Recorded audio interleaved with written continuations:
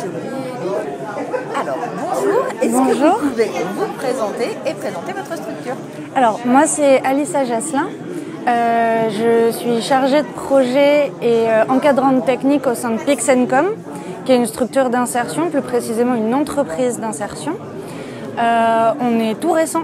On a ouvert en octobre 2022 et on propose, alors on est spécialisé dans le développement web et on propose aussi des prestations de création graphique et on est dans l'éco-conception, donc que ce soit en web ou en print, c'est-à-dire tout ce qui va être imprimé, imprimable. On essaye vraiment de rester dans une économie locale et responsable. Et alors, comment est-ce que vous faites? Quelles sont vos missions et comment en fait ça s'organise concrètement au quotidien quand on fait de l'insertion et qu'on propose le type de service que vous proposez? Alors, là, dans nos bureaux, on a 3 salariés en insertion à qui je confie des missions qui m'ont été confiées par toutes sortes de clients. Donc, ça peut être du particulier, des choses un petit peu plus institutionnelles. Donc moi, je récupère les informations, les cahiers des charges, tout ça, et je donne ces missions aux salariés qui sont là et ils les réalisent. Et ça, ils ont été formés ou comment est-ce que ça fonctionne? C'est vous qui les formez? Alors, ils ont été formés avant? Je forme sur certaines choses, mais en général, ils sont déjà formés en arrivant. Comme c'est une entreprise d'insertion, sur le recrutement, on va demander quelques qualifications quand même pour qu'ils soient un minimum autonomes à l'arrivée sur le poste.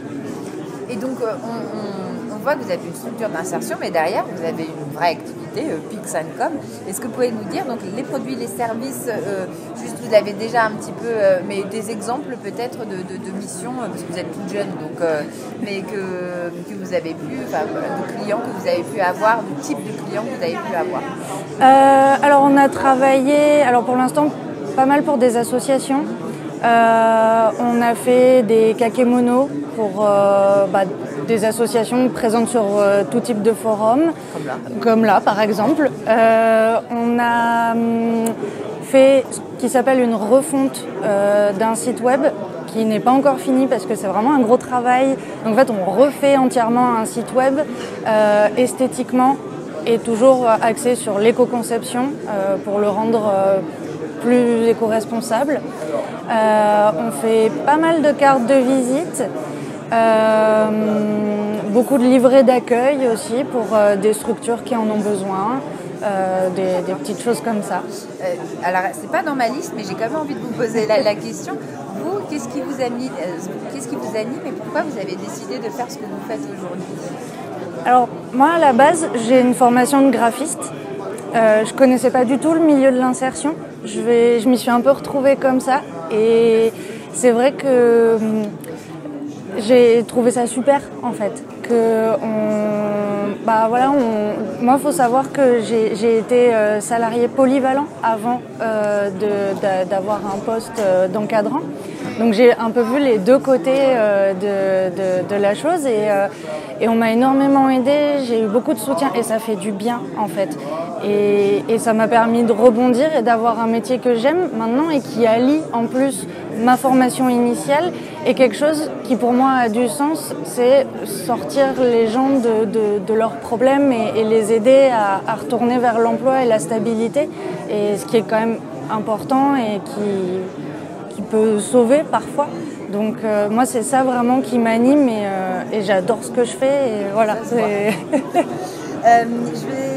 Quel message finalement vous souhaiteriez passer justement aux entreprises et aux élus, puisque c'est un peu aussi la cible de ce forum?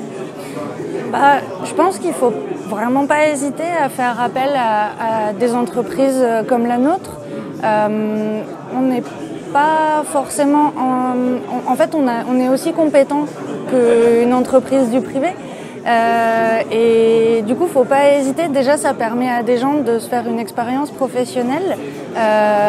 Ça leur permet de travailler, de s'épanouir.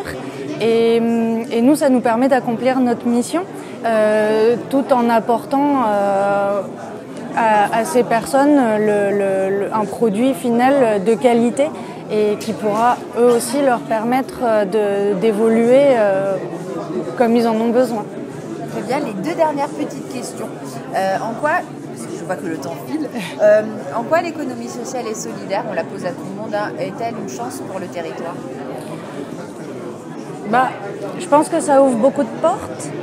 Je pense qu'il faut plus en parler parce que c'est peut-être pas assez connu.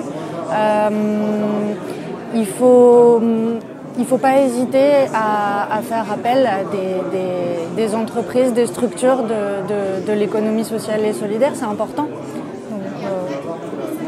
Et là, c'est l'instant carte blanche. Vous pouvez ajouter ce que vous voulez si vous avez envie de faire passer un message ou redire ce que vous avez déjà dit pour mettre bien le poids dessus. Écoutez, moi, ce que j'ai envie de vous dire, c'est qu'il faut nous donner des projets, il faut nous faire confiance.